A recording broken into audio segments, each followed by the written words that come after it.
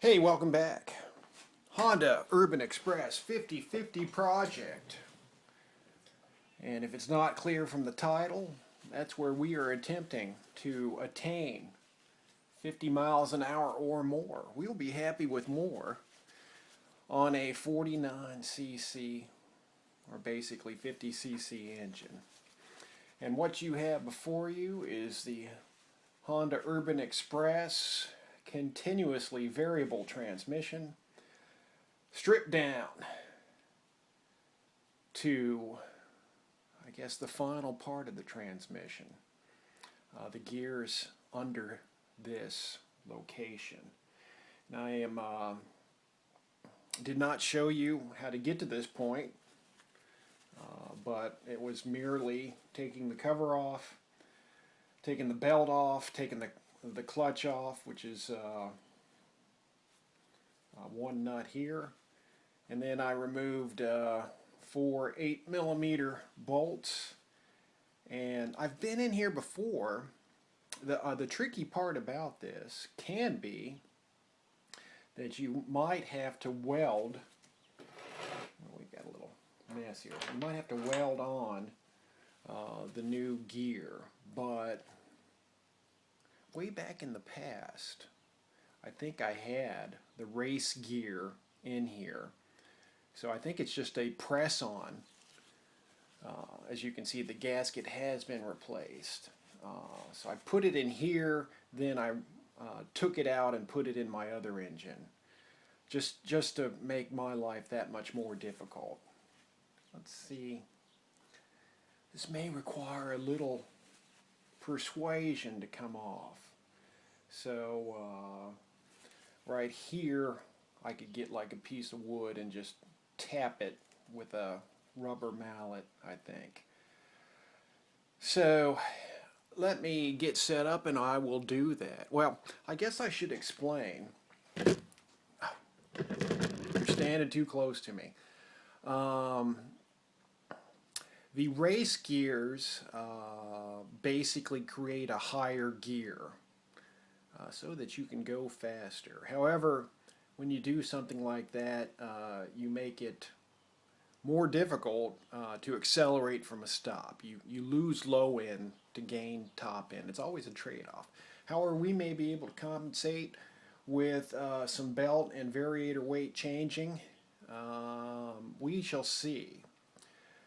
Will I get increased top speed by doing this? I am not sure. But fear of the unknown will not stop me, because you and I need to know what's going to happen here. Because I guess it's unknown because I've already got this geared pretty high in several ways. I've gone from a 14-inch rear tire to a 16-inch, I guess, rear wheel and tire. I'm running the stock belt. I've done some variator things to increase the gearing. So, the question is, do we have the power to turn the gear? And,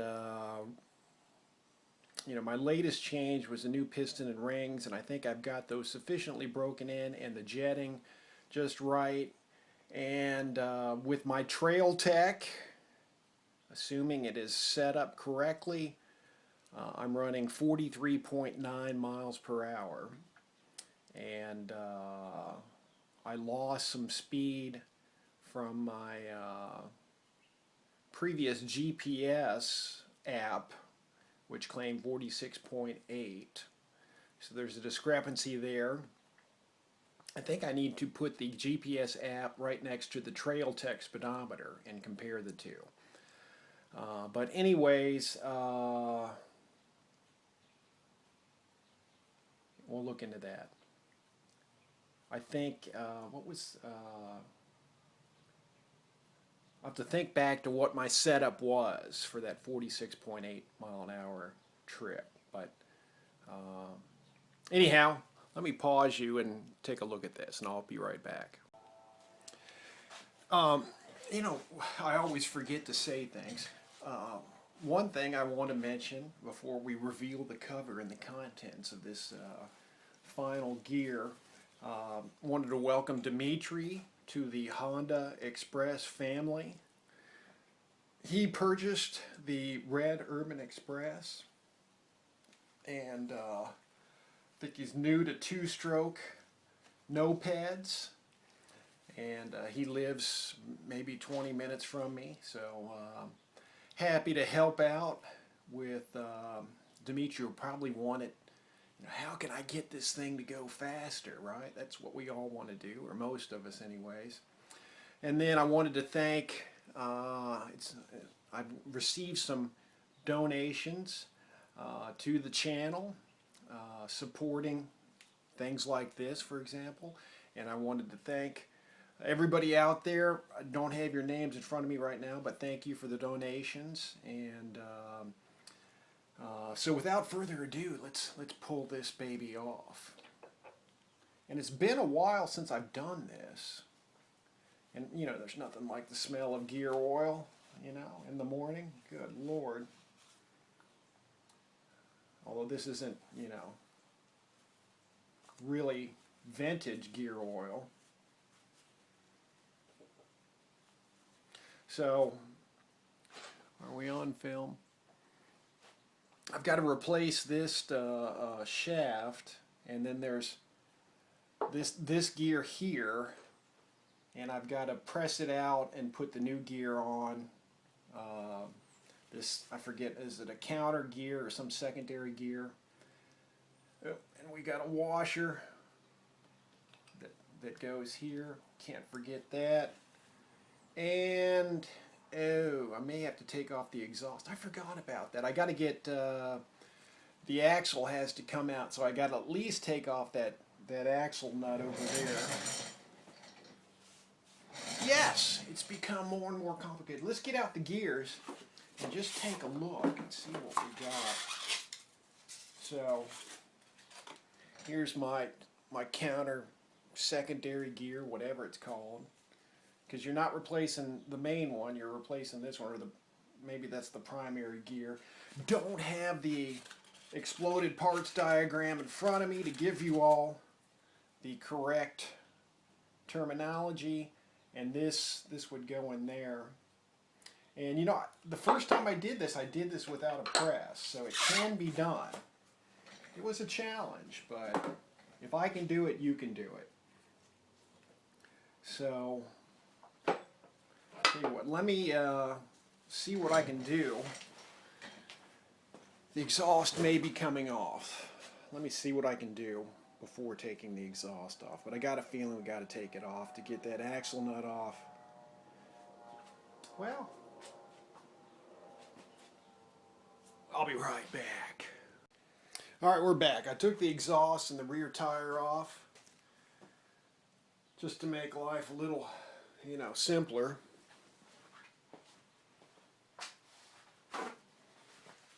I should mention, for all you QT50 fanatics, if anybody's out there looking for an engine, I've just about finished work on another one where I've replaced the seals, and I think I'm going to replace the piston and rings, and of course the gaskets associated with that. So if anybody's looking for a QT50 engine, let me know. Sending one out to Danny here probably tomorrow, and it'd be a stock engine. So if you're looking for a good running QT50 engine, let me know. Alright, so I believe we should, there it goes, be able to push this gear out. Probably need to set it on a clean surface. Let's get a paper towel.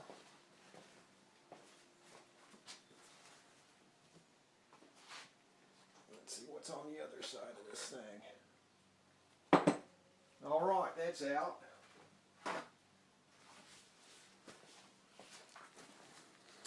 Okie doke. Now, I think our next item of business is to get this out. And there's a washer on the back side of it. So there's washers on the back. Is that right? Going to come off? Not going to come out without a fight. I'll just show you. There's, looks, yeah, that's got to be just a washer. So,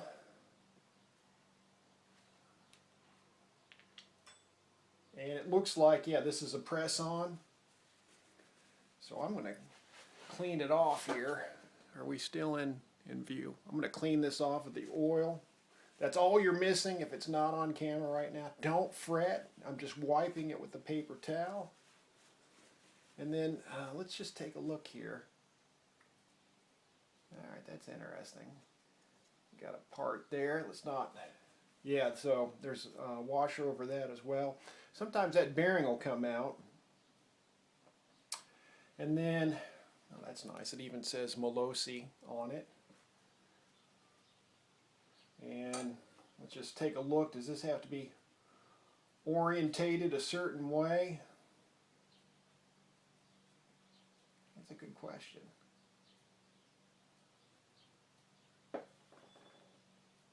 Does it matter which way I do it? Of course, I better check the directions. Hang on. All right, so it has been pressed off. Now I just want to check the direction of things to make sure I get the new one on the right way.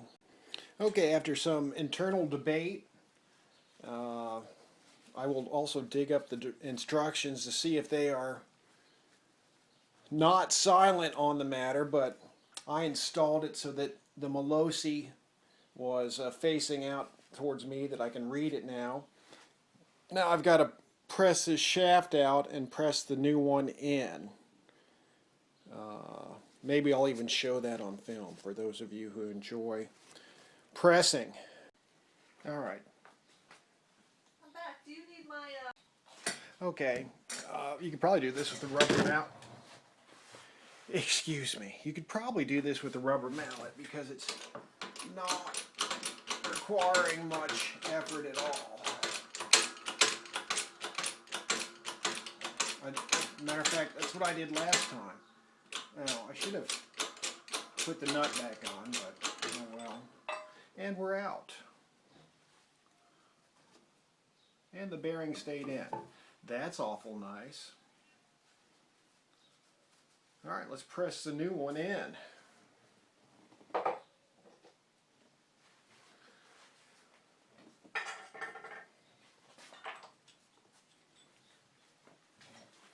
Let's see here, it's got to go like so. And that was easy. Or wait a minute, that's not right. It's got to go this way. And yeah, we didn't need no stinking press, did we? That's just years of working out. You may not be able to duplicate that at home. I'm just saying, you know. Let's put her together. Well, I'm going to dig up those instructions and before I do final assembly, but anyhow, now, of course, I will not forget to add the washer, right? That would be a problemo. Don't drop it in the oil, please. That would not be nice. Let's give it a quick wipey. Tell you what I will do. We will install it just for now. We will not add oil until there she goes. Further verifications are made. Let's see. However, let's see, we got two long and two short. So that's a long, right? This is a short. Nope, that's a long. And this is a short, and this is a short. So what we will do, we'll bolt it up and turn it and just see if there's any concerning noises, right?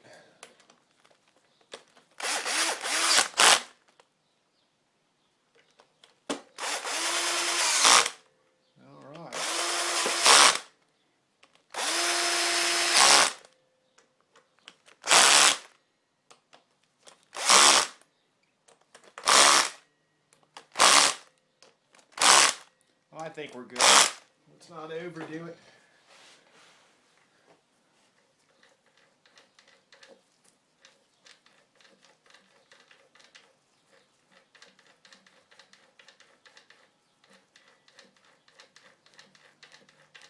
That sounds fine to me.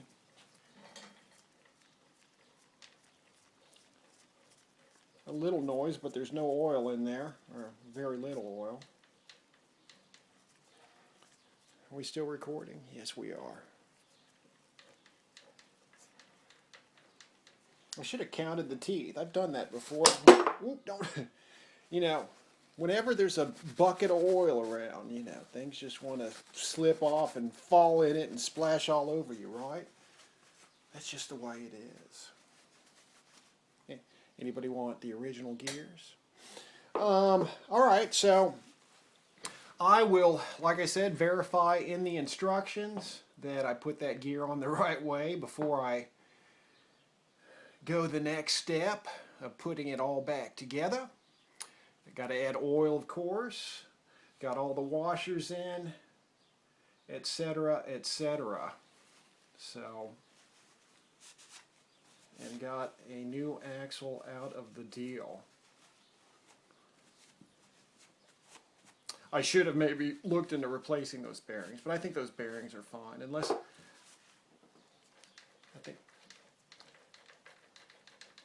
think that's the gears and not the bearing.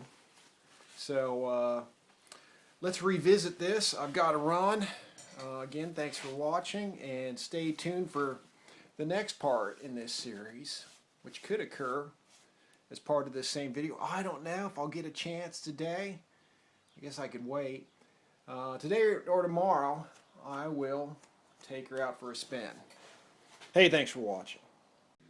Okay, so I consulted a little addendum here to the video. I consulted the, is this it? The instructions. And the instructions are really not meant for this gear.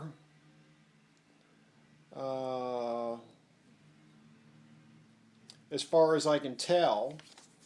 I've looked through it. Maybe I missed something, but anyways, let me double check here.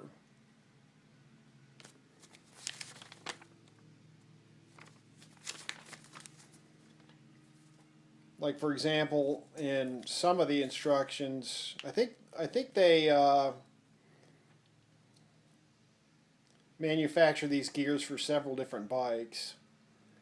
But where is it here?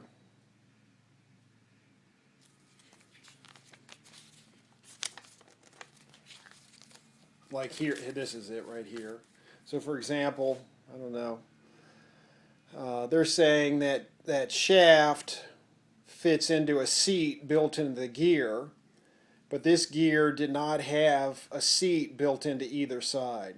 So, and I looked through all of this, and I'll look through it again, I guess, but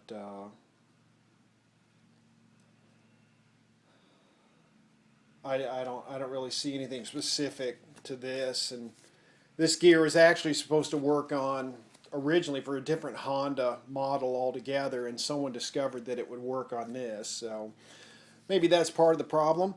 But anyways, the original gear does have a bias. The teeth are not straight across; they're kind of angled up, and so the replacement gear has that bias to a lesser extent. So I just installed it like that.